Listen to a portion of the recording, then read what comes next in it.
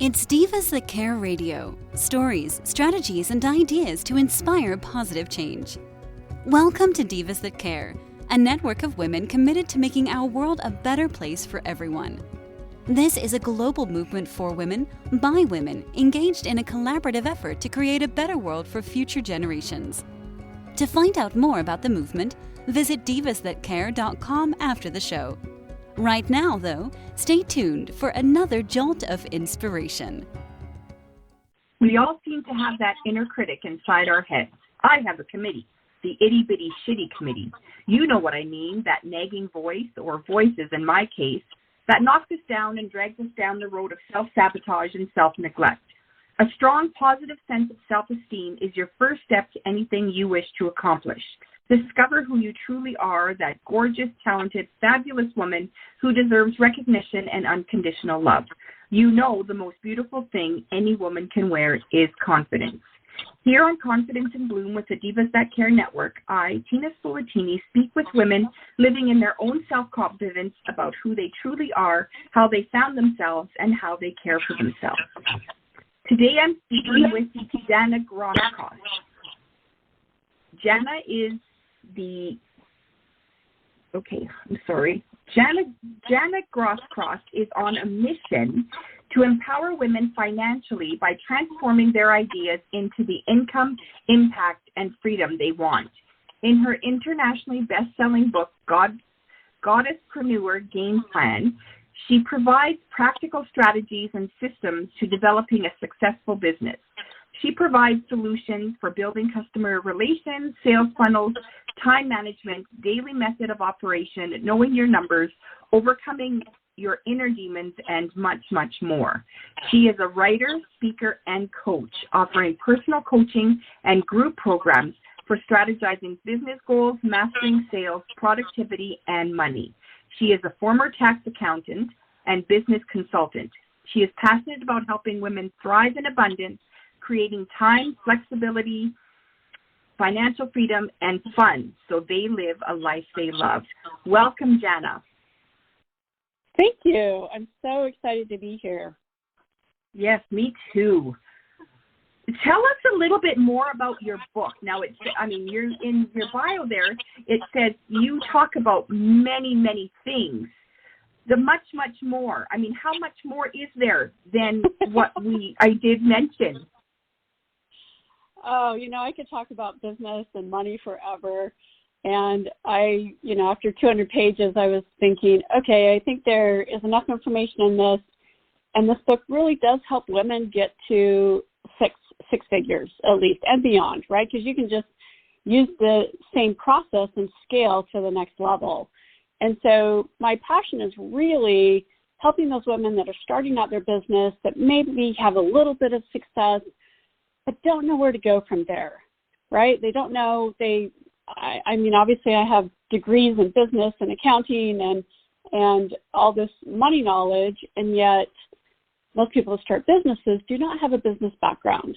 They have an idea, they have inspiration, they have something they want to get out there, and they're trying to turn that into a business, but they don't have the business knowledge. So my goal is to help them have that skill set and upgrade their mindset so that they really do create the strategies that get them the results they really want, which, as an entrepreneur or as a goddesspreneur, as I call them, we want time freedom. We want flexibility. That's why we're doing this, right? So that's sort of the background of the book. And yes, there is a lot of information in there. It is action-packed. That's awesome. So I'm going to be ordering my book. Where can I order it? Do I order it on Amazon, or is it through, would I order it through the regular books? Like here in Canada, we would order through Chapters, Indigo. It's available on Amazon. Both Kindle and physical copies are on Amazon. Excellent. Yes, I will be on that this afternoon. Today is the Amazon Prime Day, so today I will be ordering it. Right? Maximize. So you're in California. Is your weather is it quite warm now? Well, I'm on the coast, so it's actually perfect. Right now we're about, 80-ish degrees. for the high today. Typically on the coast, we're a little bit cooler than inland, and it's just beautiful weather. I love living where other people vacation because that way I always feel like I'm on vacation. Oh, that's a great thought. I always wonder when I go on holidays, I always wonder, I wonder what it's like to live here. You know, to vacation Right. is beautiful, but if you live here, is it a vacation all the time? Pretty much, yeah. I have the opportunity to choose when I go to the beach. I don't have to go on the busy weekends or holidays. I can go, like at a staff meeting, 10 a.m. Monday morning at the beach. So it was perfect time to get down there and listen to the surf and walk in some sand, and it was absolutely magical. Oh, that just sounds amazing. It really does. I love that. So It's part of the whole mindset thing, right? Because if we're in a good space with our mindset, and if we feel good with our surroundings, I call it optimizing your environment. If we feel good about that, then you're going to be more productive. You're going to be more excited about your business and your life. And when you feel that joy in all areas of your life, then everything starts to simply unfold in a magical way. Yes, I have to agree. When you work at home, and especially after the last 2 or 3 years, I got to the point where I wasn't leaving the house like at all, right? Mm-hmm. And so this winter I thought, this is crazy. I can't do this anymore. So I would book 2 afternoons a week, go out and work in a coffee shop, right? Just to get myself out. Right. And it just got that, it gave me that kick, right? That kick to like, okay, let's get moving. Exactly. And then you've got that specific time, like you said, you set aside that 2-hour time period. I call that's time blocking, right? Where you actually have that designated time where you're focused on specific projects or tasks, and you end up being more productive, right? And then you can go home and get into your normal routine, but you don't get distracted by, I should switch out the laundry, or I should clean the dishes before I start my work. No, you work on your work stuff, and then you get to do the other stuff. Yeah, exactly. I'm a bit of a freak when it comes to organizing, so time blocking is like my best friend. Yeah, exactly. And when I say freak, I don't necessarily mean that in the good ways. Most people think of organizing freaks. It's kind of like I over organize, if that makes any sense. Yeah. Yeah. Let's start with some questions here. So your current profession or business is coaching, right? I mean, you're an author. That's obviously on your title. But what oh my gosh, I have rented lips today. What are you doing when you're not writing? When I'm not writing, besides sitting at the pool and going to the beach, I am coaching women. So I have group coaching programs. We have a strategy coaching session that integrates, oh my gosh, my brain just stopped, integrates workspace, co-working space online, so that you do have set aside time that you can work together with somebody else, because as an entrepreneur, we become isolated. And especially as women, we are very social creatures. So it's nice to, even if you're working on your own projects, to have somebody there. It's sort of like a study group. You end up actually doing the work because you're there studying, and sure, maybe you chit-chat from time to time, but it's great to have that co-working space. So, other than that, I spend my days every day finding joy. What's going to bring me the most happiness? What's going to make me feel the best? And I just follow that every single moment. I love that. And so you spend your days finding joy. So is that kind of something that you've learned on your own, just through your own life experiences? Or did you start with, like myself, I went through depression, and all of a sudden it was like, okay, if I don't find the joy and the blessings around me, I'm going to feel worse. Oh, you are so right. And no, I didn't start by finding joy. And I do believe in working hard, and I think that was the backbone to the beginning of my success. But I also found that I kind of became obsessed with work and the perfectionism of all of it. And as a result, I was working 60 and 70-hour weeks as if it was a badge of courage. And when I was divorced, my kids were 3 and 5, 3 and 6, and I just said, this is not the lifestyle I want to create, because I wasn't receiving child support, so I was financially responsible for my kids. And as a result, I kind of sat back and said, okay, working this many hours is not acceptable. What can I do? And in that moment, I set the intention. And at the time I was working a job because I thought that would provide stability and security, which it was nothing more than frustration, because I'm working for somebody else's time, and not making the money that I want. So when I left that job, I said to myself, okay, what do I really want? And I think that's a part of this process, is getting really clear on what you want, not what other people are doing, not what is, socially acceptable, or, like I said, the badge of courage for working 60, 70-hour weeks. What is it that I want? And I wanted time, because time is the one thing that you can never get back. And I can't get back my time with my kids as they're growing up. So, and because they were so young and I didn't have a lot of support around me, I needed time for myself too. So I had to integrate that with my work schedule. So my goal was, I want to make the same money as I'm getting in my job. I want to be working 20 hours a week. I have time for myself. I have flexibility and time with my kids, and I get to actually enjoy my life. Well, Tina, guess what happened year one? I actually achieved that goal. And I was kind of surprised. I was like, wow, I really did that. So then I'm very strategic, if you can't tell. So the next year I said to myself, okay, let's play with this. Let's play with time and money. So I wanted to work the 20 hours. I really liked 20 hours, seemed to be working great for me. Let's still work the 20 hours a week, but let's double our money next year. And I did it. And I just kept playing with the time and the money until I was actually receiving what I really wanted and how much time I wanted to have. Now I have a lot of time. I love creating multiple streams of income and teaching women how to do that, so they actually do have money working for them and they're not chasing dollars with their time. Wow, that sounds amazing. In a year, you managed that in a year, and that was doing your coaching. At the time, I was doing business consulting and tax accounting.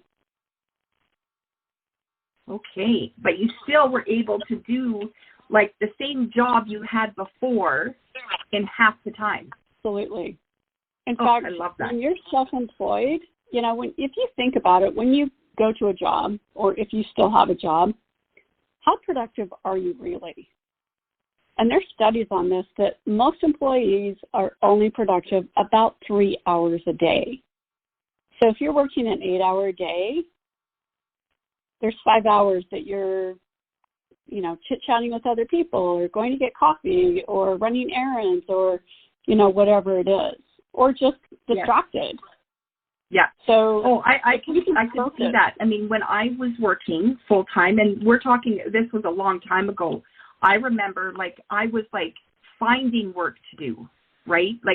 Because when you're your most productive, you get the work done quicker, right? And then all of a sudden you're like, okay, well, I still have 7 hours to go. I might as well slow this down, right? So you do that, you slow it down, or you find other little things to do to keep you busy, and that makes a long day, especially when you have kids at home. One of the reasons that I wanted to be my own boss is I'm a very productive person, very efficient, and like you said, I could get the work done in an hour. Now what, right? I would rather go home at that point. It's like, pay me for the work that I did, and that's why I went in consulting. It's like, pay me for the work that I'm doing. I'll get it done and get it done right in a shorter amount of time, because my time is important, and I know that when I get that job done, I can go play. Right, exactly. And, I mean, your kids, I mean, they're going to learn from you, right? Before they saw that you were working all the time, and then all of a sudden you were still working, they're still benefiting because they're able to, you know, Mommy, let's go here, let's go there. Can you buy me this? Can you buy me that? And they still have your time and more of it. Exactly. I love that because you're teaching your kids. You have a boy and a girl? I have 2 girls, and they're both entrepreneurs. See? Yeah, so they're older now. 28 and 25. Yeah. They're both entrepreneurs. And so that's, I mean, you taught them that it can be done, right? In some ways, you have it all. And that's what I want to teach women is I think there's so many limiting beliefs around, well, I can't really have it all. And can we really have it all? We can't have it all, but we can have the things that are most important to us. And that's, again, why I got really clear on what was important to me. And my time was the most valuable thing. And you'll hear this from a lot of entrepreneurs, that time is the one thing. If they can do anything, it's, can I hire people so that it saves me more time in doing something? Can I, you know, fly on private jets because I know it's going to cut down on my travel time? Like, people are looking for ways to really maximize their time. So I always encourage people to dive into your values. Let those be your guiding star on what motivates you and what drives your business or your life, right? It doesn't have to be just business oriented. It can just be whatever your life is. You know, money is important to me and I like to be comfortable. However, my time is more valuable, right? Because I can never get that back. I can lose money, I can make money, but I can never get time back. I always tell my kids too, right? You can do anything except stop the clock, right? There's nothing you do will stop the time. It took them a long time to figure that out, what I meant. You know, like I have a 16-year-old now that sleeps pretty much all day, you know, and then he gets up and there's only a short time to get his stuff done. And he's like, oh, there's not enough time in the day. Oh, there is. You just slept it all away. Right. Choices and consequences, right there. Right? Choices and consequences. Right. Yes. And teenagers are just the hardest to make understand what that means. How do you define self-confidence? Self-confidence. So self-confidence is based on your experiences, your skills, right? Because you could have, say, for example, I love to speak to people. I love to write. So I have a lot of self-confidence because I've gone, you know, something that I'm good at, it's something I like to do, it's something that somebody has said, you know, good job on this. So it builds my value and self-worth based on the fact that I've built these skills. Now, say, for instance, that, you know, somebody may be at something like that, but they're not good at, say, playing tennis, right? Like they don't have the skill set or they don't have the hand-eye coordination or whatever it is, and so they lack confidence in that regard. So confidence does come from building our skill set, building our belief in ourselves and, you know, personal achievements, learning and growing from our experiences, those types of things. Excellent. So obviously, I mean, you think that it's important. It's important that we have that. Oh, absolutely. Because if you know, the world is basically reflecting back to you whatever you're projecting.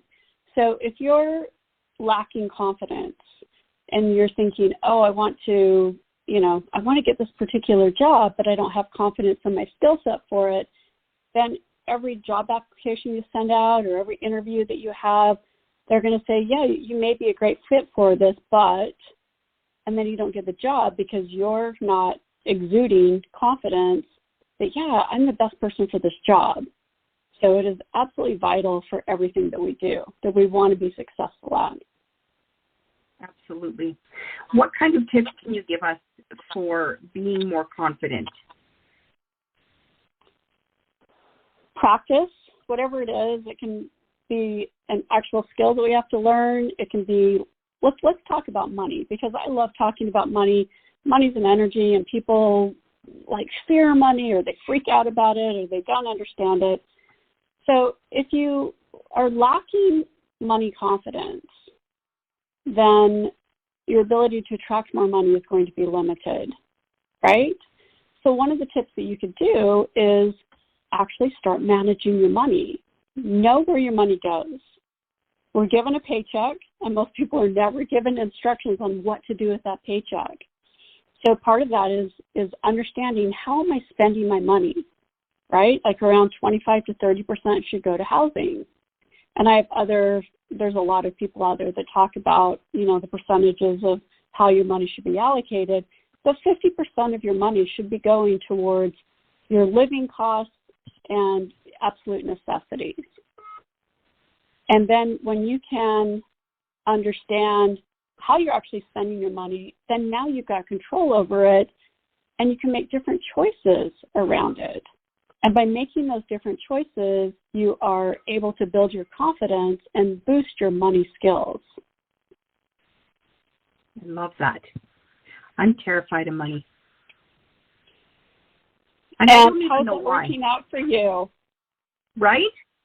Luckily, my husband is not afraid of it, and he looks after all the money in my house. He says, today, Tina, you can spend this much. Right. However, this doesn't build your confidence around your money skills. So now you're dependent on somebody else and them saying, yes, you can do this with it. So, yes, it's a great partnership, but a part of this is educating yourself so that you build enough skills that you at least have enough confidence that you know you could manage it if anything were to happen. Right. Absolutely. Yeah, I'm definitely, that is something on my, something I'm going to be learning hopefully sometime soon. But I also wasn't taught, by my parents really how to, like, you know what I mean? Like, I mean, not that my parents did anything necessarily wrong. I mean, they did what they thought was right. Yeah. But I wasn't taught, like, they didn't, teach me from a young age that, so much should go to savings, so much should, I never learned that. And the funniest part is I worked for a bank. When I came out of high school, I went to work for a bank. I thought it was my dream job, right? Because working with money would teach me how to do that. Yeah, no. Yeah, it was just money to me, right? Banks are one of the lowest paying jobs out there. I know. Yes, I learned that very quickly too. Yeah. But you're not alone. And that's what I want people to understand is most people are not taught how to manage money. And that's why for years, I want to say 12 years, I've had a coaching program called Women Rocking Money. And it does dive into the practical ways of managing money. It also helps you overcome the trauma that we have. So I'll give you, everybody has money trauma, right, on some level. And some are worse than others. And it has really changed our belief about ourselves, and it has affected our self-confidence about our ability to manage money. So when my daughter was, let's say she was 10 years old, she and her friend were walking down to the Thai restaurant to get Thai tea, and she took her wallet with her, and, Thai tea, let's say it's $5. So she gets her tea, she comes home, and she says, Mommy, I can't find my wallet. And I said, oh, well, maybe you left it down at the restaurant. Let's walk back down there. We'll retrace your steps, make sure you didn't drop it. Well, we retraced your steps. We didn't find the wallet at the restaurant. We retraced your steps 3 times.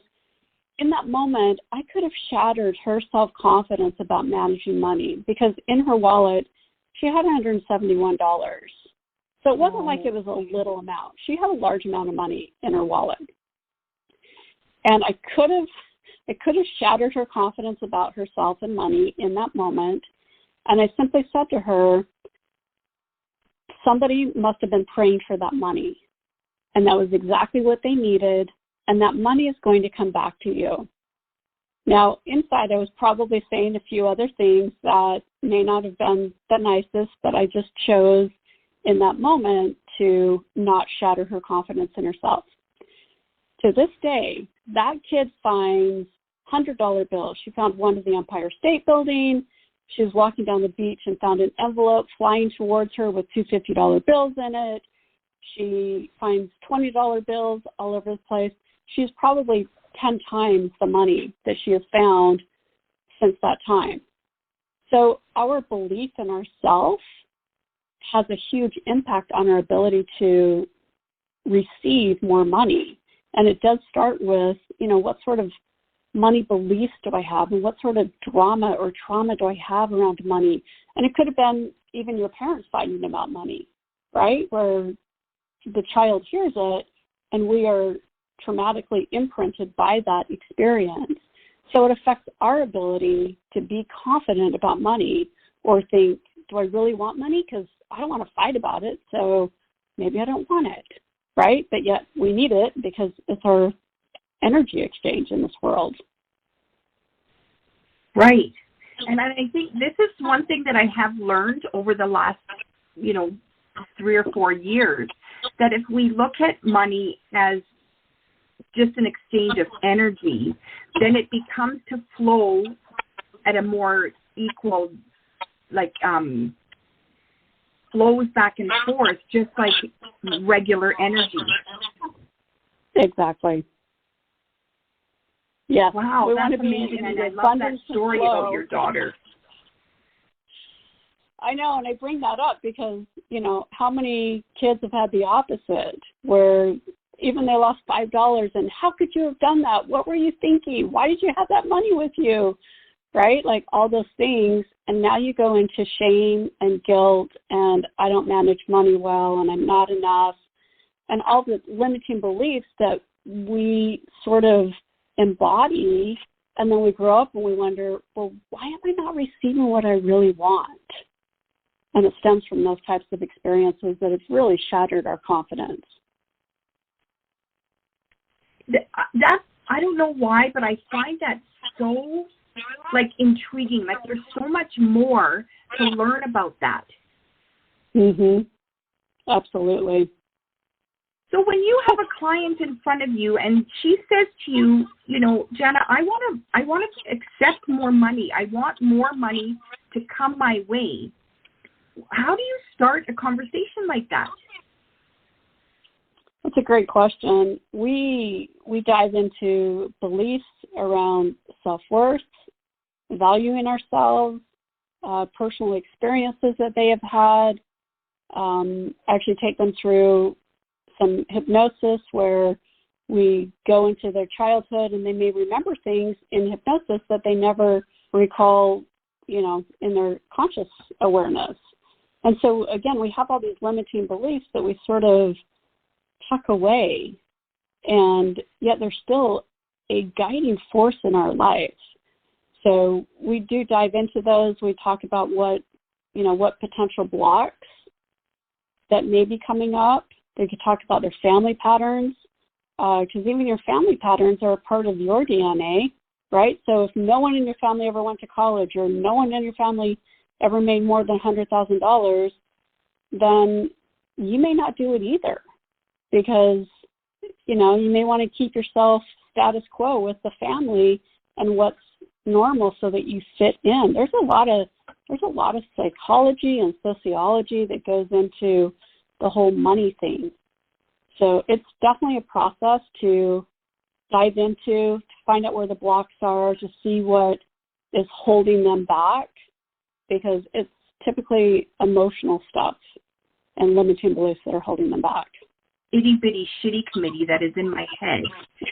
It is holding me back, from the money. I'm not crying for money. My husband, he knows how to look after the money that he makes, right? I don't go without. My family doesn't go without, right? So I'm not complaining in any way, but it's, you're basically telling me that it's my inner critic that is holding me back from making the money that I could be potentially making. Absolutely. And mindset is a part of it, but the mindset, typically the beliefs that we hold are on a deeper level, and they aren't typically the tape that's running through your head. Sometimes it is, but not always, because some of those beliefs may be really deeply ingrained to the point where they're such a normal and natural part of you that you don't even recognize it. So I'll give you an example. I used to hold a meditation class at my house, and I had doctors in there, there were architects, there was a sportscaster, producer, these are highly paid people. And we did some meditation, and then we did some things called muscle testing, where we're testing what the body, how the body is responding to yes or no questions. And most of them muscle tested no to I manage money well. Now, these people were making, $250,000, $500,000, maybe more than that, and they're still not managing money well. So simply making more money does not eradicate the issues. And I've seen this with multimillionaires where they still have fear that I don't have enough, I need to have more. And it's not that they need more money, but what they're looking for is something that validates, I am worthy, I am lovable. Some of these core things that we think, if I just have money or more stuff or whatever, that it's going to solve the problem, when that's not what the problem is. It's feeling valued, respected, loved. And none of that seems like that's money. Yeah. It seems like that's what the problem is with most issues, right? Is that we are searching for that self-worth, that whole, where do I fit in? What's my purpose? Do people really actually like me? And it comes down to, do I like myself? And that's the core right there. Like, who cares if anybody else likes you? Love yourself. Love yourself, and everyone else will be that reflection loving you. So we can't seek for something outside of us that we don't have within. Right. Isn't that the truth, right? I always, I taught my kids that if you don't have respect for yourself, others won't have respect for you either, right? And exactly. Respecting yourself, it's not just about, putting on makeup and, combing my hair. It's not about just looking good. It's about the way you talk to yourself. It's about the way you treat yourself, right? If you're allowing harmful things in your world, if you're allowing, other people to walk all over you, because let's face it, there's a lot of people pleasers out there, right? Yes. No one is going to have respect for you. No, because they'll know they can get away with, basically taking your energy away, your core essence, by walking all over you, by telling you what to do, and you follow because you don't have the self-esteem, self-worth to actually set those healthy boundaries. Yeah. What is your suggestion, or what would you suggest to a client of yours, how to change that? A lot of it is I shouldn't say a lot of it, but part of it is self-talk, right? Like you were saying, the itty bitty shitty committee that is flying through your head all the time. Simply by saying something to them, when they say something and you're like, is that really true? Do you really think that you're an idiot or that you did that? Yeah, maybe you did something silly. Do you really need to berate yourself? When you stop that ego mind from berating yourself, all of a sudden it starts to change. And we can change that narrative. So it does begin with your mind. The other thing is shifting beliefs. Now, we can't always see our limiting beliefs because they're such a normal and natural part of us. So having somebody that supports you with overcoming those, with healing those, maybe even you can start to list them, but it does help to have an outside eye look at things with you. Otherwise, you'll glaze over it. You'll think, that's not an issue, that's not a problem. I'm also an energy healer, and I've been working on limiting beliefs for 23 years, and I still have stuff that comes up. right? So it's a part of our process to learn and heal and grow from. I also use essential oils to support my clients, not only on a physical level, but it supports them emotionally in resolving things. For example, something like if you were talking about people being a doormat. So if we need to set healthier boundaries using the essential oil clove or bergamot over the solar plexus will actually create this energetic barrier between you and the other people, and all of a sudden your energy will start to shift, because this is all an in game, whether it's your emotions, whether it's your beliefs, whether it's your mindset. This is all an inside game. So the more you can shift that inside in that inner game, the more you're going to get outer results that are different. And until you change that inner world, outer results are going to continue to validate what you're projecting. Yep, that makes sense. Wow.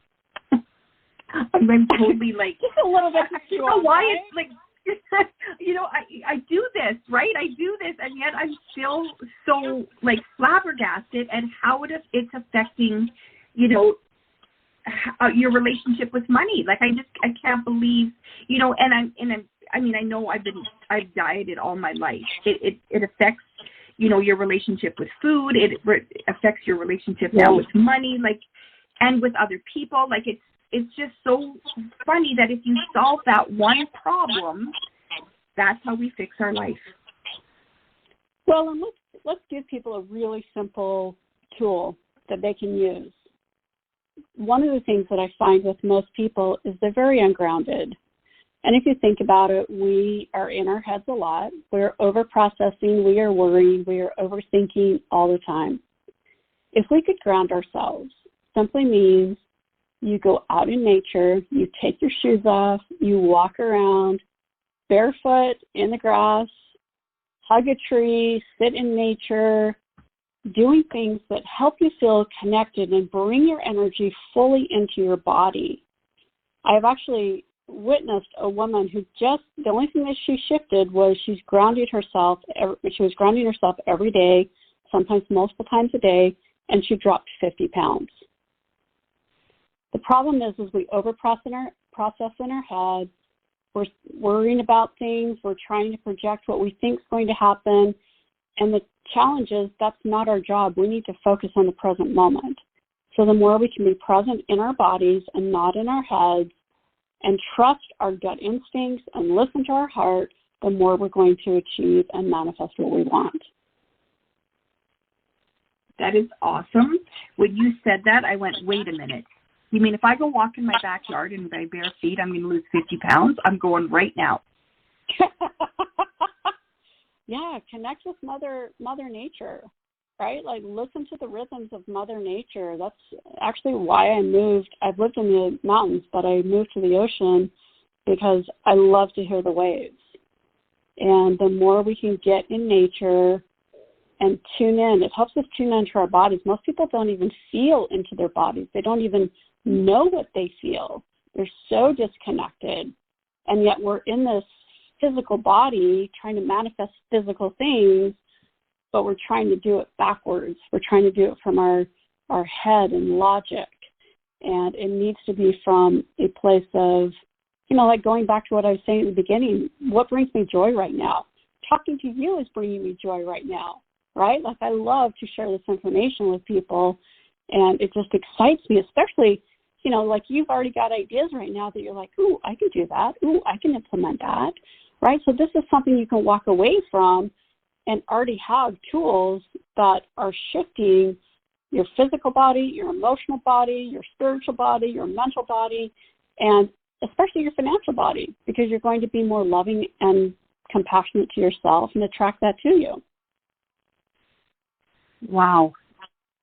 I love this. Okay, so I'll be honest, this is not new information for me, but for some reason it's hitting me in a different way. Like I totally feel like empowered. I want to go walk in my backyard right now with my bare feet. I want to go sit and meditate, and I don't want to hug a tree. My trees are super dinky right now, but like it's, you know what I mean? Like I'm just thinking, like, wow, like where have I been? And that's the problem. This is amazing. Thank you so much for opening my mind to all this again. Absolutely. And I think that's where life is a lot simpler than we make it. We complicate things. We think, oh, it can't be that simple, right? Like, oh, I can't just love myself and then money flows to me.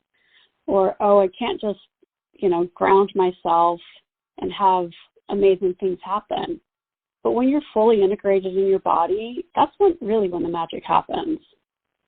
So, yeah, I'm glad that you're seeing the benefit from, and the other thing is, you may do it for a while, but then people forget or they get busy. But anytime that you're feeling maybe confused or overwhelmed, if you could just go out for a couple of minutes and walk barefoot, or if you're not able to do that, I rub the leaves on my plant inside. I'll just take a couple of minutes and just make my plants thrive in the house because I'm constantly just talking to them and you're doing a great job and thanks for oxygenating my house and, things like this. It may sound silly, grounding to you, and you're going to feel better and you'll go back and be able to solve, whatever the problem is that you're working on. Right. I love that. Well, I remember as a kid, people would say, talk to your plants and they'll grow better. Right? And my mom even said that to me just a couple of weeks ago. She's like, do you talk to your plants? And I'm like, no, not that I know of. And she's like, it's true, right? Like it really is true. If you talk to them, they grow better. And I'm like, absolutely. Are you losing your mind? No. But I've heard that before, right? I mean, it's not new information. And I mean, really, I could see it being, beneficial to myself as well. Because if you're making your plants happy, because they're living things. I mean, their cells are alive just like ours. They're going to grow better if they hear good things. And when they grow better, they are even better for us, right? Yes, exactly. Oh, I love this. Thank you so much for joining me today. This was an incredible conversation. It's been fantastic. Thank you for inviting me on, Tina. This has been amazing. Oh, yeah, it was just a pleasure. Absolute pleasure. Confidence in Bloom is a celebration of self-love, a confirmation that you're an amazing, desirable, brilliant, gorgeous, talented woman, even though you may not look like a screen star or a supermodel. The truth is, they don't even look like that. We offer unconditional love to our partners, our children, our extended family, even our pets. It's high time we got out of our own way and learned to unconditionally love ourselves. Chic definitely comes in every shape. So if you want something to believe in, start with yourself. If you'd like to be a guest here on Confidence in Bloom and chat with me, contact me through Instagram at infobloomstyling or by email at tina@infobloomstyling.com or through the Divas That Care website. Thanks for listening. This show was brought to you by Divas That Care. Connect with us on Facebook, on Instagram, and of course on divasthatcare.com, where you can subscribe to our newsletter so you don't miss a thing.